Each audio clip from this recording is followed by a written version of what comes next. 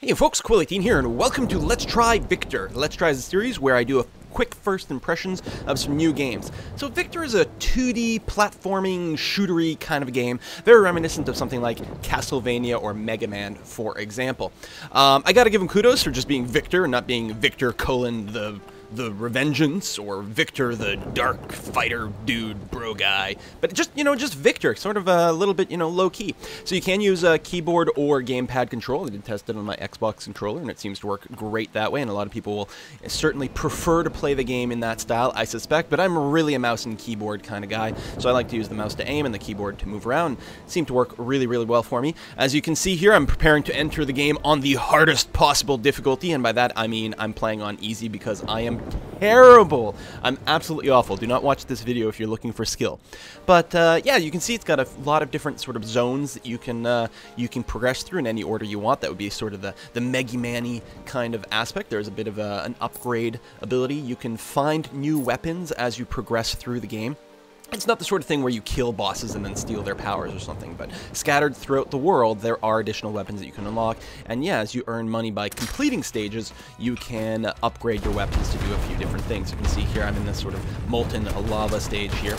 So you can tell already that, yeah, it is sort of a twin-stick shooter kind of game, although I am using the mouse to aim. It does feature the ability to double jump, as well as a short-range teleporter, sort of shadow dash going on here. You can see that I've just discovered the shotgun for the first time. This is not something that's only unlocked for the level. This is now permanently unlocked. I have discovered that. So I'm actually quite happy that I started with this level, so I got that early on. There's a number of the sort of set-piece encounters, such as this one. This is not really a boss fight, it's kind of a mini-boss. So you gotta figure out the pattern and exactly how to deal with the ground explosion. Kind of standard stuff. In a lot of ways, these type of platformers, action platformers, are kind of puzzle games. All the boss fights and everything are about, in the first encounter you might lose because you're trying to figure out exactly what their attack pattern is and how you're supposed to dodge things, and then on subsequent encounters you are just having to correctly read what the boss is going to do and then respond using the correct response. Now on easy, this is relatively forgiving because I'm not taking a lot of damage from things, but obviously on the harder difficulties it would not take a whole lot to just become plain old overwhelmed.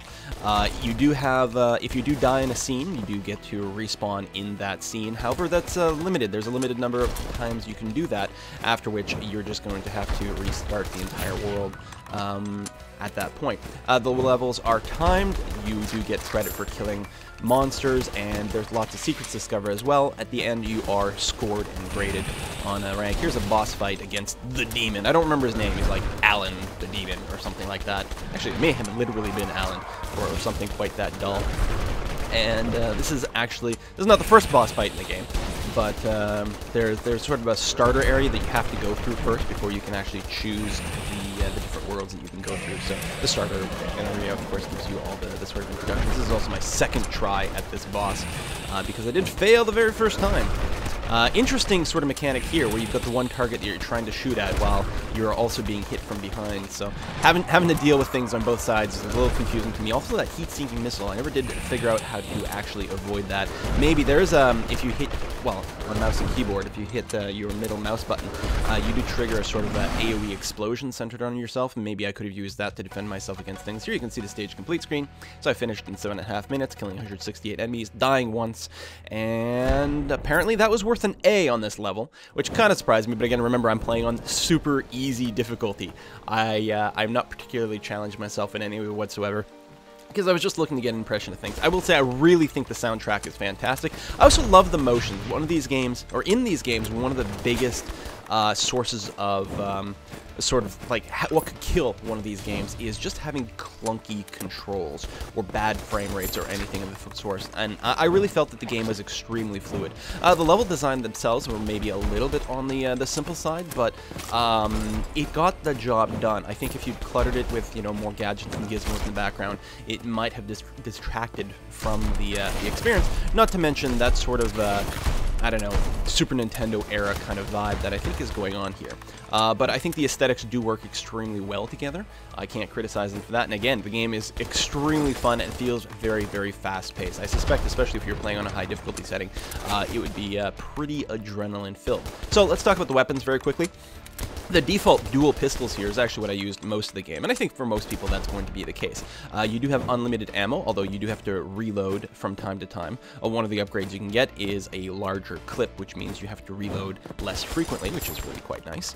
And but other than that, you can see there's a sort of tilde symbol in the second box in the bottom right corner, which just indicate that I have unlimited ammo as long as I'm willing to put up with the reload times. You can also improve the reload times, improve the damage, the critical hit of the weapon, and also for weapons that have it, a larger magazine size. Here's an example of a sort of a secret that I could not figure out how to get. You can't do a second dash in the air as far as I can tell, so I wasn't able to pop in there, and I wasn't able to dash in from the bottom and go through the wall like you would normally do because the crates were blocking the path.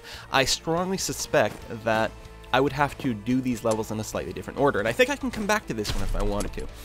And I suspect that there's some item later on that could be used there. I did unlock a rocket launcher in one of these later levels. It might be possible to sort of blast into the corner and have the splash damage destroy some of the boxes.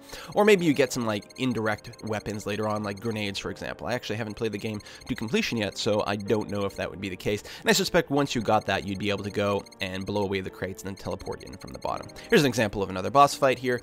And again, I'm not particularly good at these, and they are in the easiest setting, so this is going to be pretty sloppy, and yet I will still be successful. I mean, being able to draw on, some knowledge of these types of games is certainly helpful, and I expect a lot of people would still have a tremendous amount of difficulty even on easy here. Again, I'm not very good, but I've at least played these sorts of games before. You can't, sit your mom in front of this and have them plow through it on easy in any way whatsoever, and I do think that on hard it would be extremely challenging. So hopefully that's the case. But I do like the variety in the boss fights, and that's really what tends to make or break these games. I mean, the level sequences are mostly just there to just give you something to, I don't know, get your items in, get the flow of the game, keep the adrenaline up. But as always in these sorts of things, it's always the boss fights that are the real, well, not just the boss fights, but any other set piece encounter tend to be the thing that people really remember later on. So Jin here proves to be pretty vulnerable to the shotgun. He's a big target. The shotgun does huge amounts of damage, assuming all the pellets hit. That being said, most of the boss fights, and in fact most of the set encounters, I really did find them to be a lot easier to get through with just the pistol, because the pistol affords you a lot more mobility. I think the shotgun slows you down, especially it's got a bit of a firing animation going on there. And unless you can consistently hit with all the pellets of the shotgun blast, you're not going to end up doing more damage with the shotgun than with the pistol. On the other hand, if there's a lot of enemies around, the spray might really help you clear things out. You can see you can upgrade that as well. And yeah, I do have the shotgun permanently unlocked at this point. We've moved to some sort of Arctic level here. Some of the enemies do repeat, of course. Some of them are unique.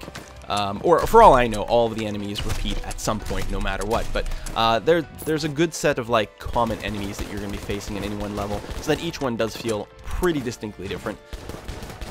And here we have the classic boulders rolling down the stairs kind of thing. These can be so frustrating if there's a lot of other enemies around. Now, this is the first staircase going on. There's a few others in the level, and then you're dealing with these like flying, attacking skull things, and just some of these areas can just be such a pain in the butt, especially in the higher difficulties, that oh man, you just want to throw your keyboard out the window. And that's, that's an important part of these kinds of games. A certain degree of frustration, but heavily based on kind of player skill and not just kind of bullshit random stuff that can happen. You really do feel anytime something goes wrong in a game like this, you really feel like it's your fault. Like, oh, I missed that jump. Oh, I didn't read what was going on properly.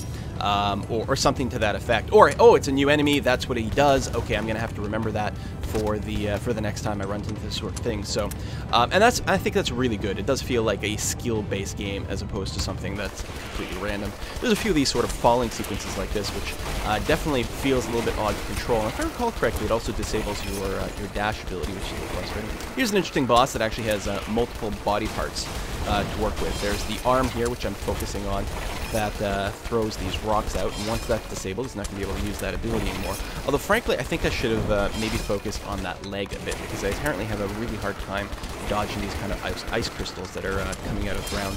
I don't think I actually realized at this point of the fight that he was a component-oriented boss where destroying different components would actually disable certain mechanics. Otherwise, I think starting with the leg thing would have made my life a heck of a lot easier.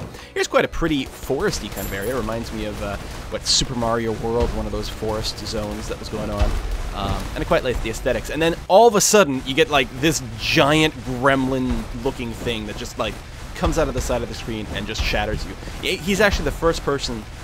This encounter here is the first thing that caused me to lose all my lives and have to actually replay this whole world over again. This is probably my 5th attempt to get through this particular area, and I missed that there was a mysterious artifact in the corner that I failed to actually pick up there, and that made me extremely sad.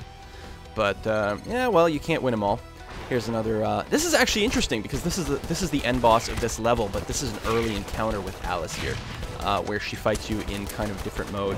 You'll notice the boss doesn't have a health bar here, so we just have to fight her for a little bit while she's summoning in some spiders and generally being a pain in the ass, and then later we're going to fight her once again. So, again, I really enjoyed it. I'll probably go ahead and actually complete this game, which, given my current schedule, is actually a pretty impressive thing to say, I think. I don't think I'm going to be recording it because no one wants to see pathetic me play the rest of this, because I am absolutely miserable, but I'm sure there's going to be some better YouTubers out there who will do a really impressive job doing some speed runs and getting, you know, A+++++ on every single level, just to show off exactly how fantastic they are.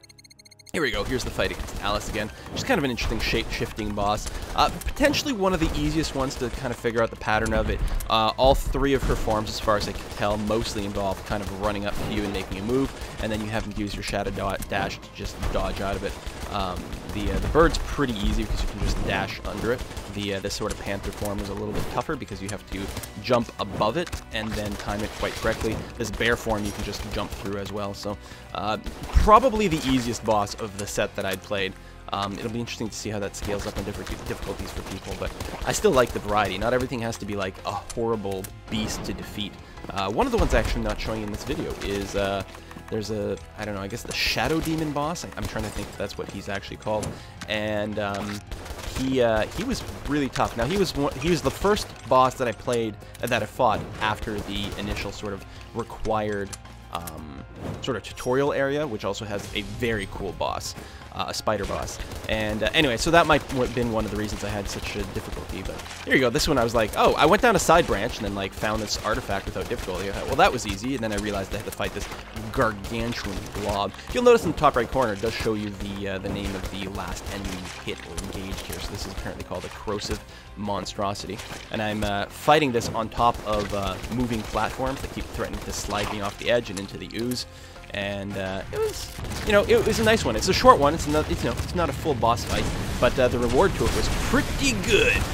Unlocking a rocket launcher, so I'm going to use it here on this elevator because there's a lot of enemies clustering around. I figured, you know what? I'm just going to use splash damage to destroy them all. I don't think there's any friendly fire on the rocket launcher, which is a pretty good thing. Oh, and there I've picked up, I think, some explosive shots and some double damage as well. So once I get those upgrades, I really enjoy switching back to the pistols because, well, the pistols are really, really, really good overall, but when they're in an upgraded form, it's even more satisfying because they can do damage. Power-ups don't last very long, which is a little bit sad because they are so cool. The infinite ammo is one of the ones that it can also be quite nice to switch to one of your special weapons there. But even with your default gun, which technically has infinite sort of ammo in your backpack, it's still nice to not have to reload. Dodging the thwomps here is a slightly faster one. Didn't turn out to be too difficult, but I suspect we're going to see more of those mechanics later on. That was my first time encountering them, so that's going to be more of a training encounter. This is another boss fight. The boss itself, the Corrupted here, was not too fancy. He mostly, you know, spit something at you and then jumped up and down, but having to follow him correctly and then not get splattered by the wall things made him feel pretty different. Again, each one of them does a really good job of standing out and feel quite different from all of the other bosses. I've only fought, I think I've cleared 6 worlds. I think there's as many as 17 or 18 or something like that, if I recall reading correctly. So, but so far I've been pretty impressed by the variety. Anyway, that's going to bring us to the end of this quick look at Viktor. And if you check the links down below, you'll be able to see the developer website and the Steam page for this game. And maybe worth checking out. I don't know, especially if you like these sorts of games. Anyway, like I said, I really did enjoy the controls, and to me that's what makes or breaks the game, the controls and the boss fights, and I found them both quite satisfying. So, yeah, check it out. Watch some more videos, see if some more YouTubers who are better than I am have decided to play the game, and maybe you'll get an even better sense of it. See you next time, folks. Bye-bye.